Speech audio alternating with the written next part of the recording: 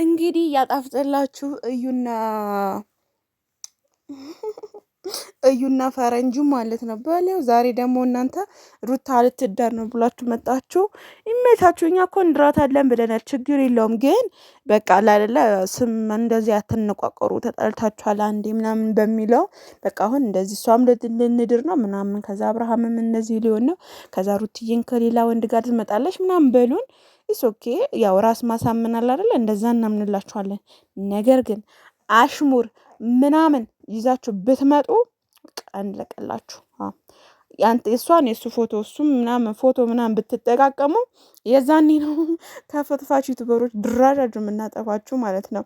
እና እንድራታለን ያው ጨፈራን ነው ያልኩት እኔ እኮ ያው ተጨፍሮ ትዳራለች ብያለሁ እኮ ሩቲ ማለት ነው። ሲቀጥል ስንት እንትኖች አላችሁ ጀዝባዎች ስንት ጀዝባዎች አላችሁ። አይ እና ማለት ነው ባልየው ማን እንደሆነ እናውቃለን። የሚመጣውም ሰው እናውቃለን።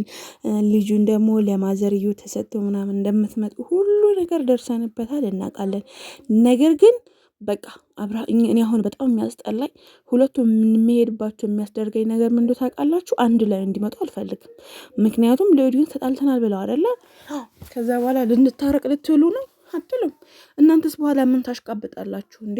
በኋላ አይደል እናንተ ማን ስራ ይሰራላችኋል? ትቀልዳላችሁ እንዴ?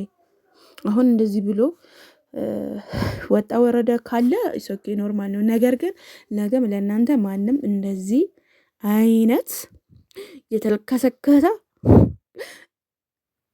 ይቅር እናገር ነበር የምር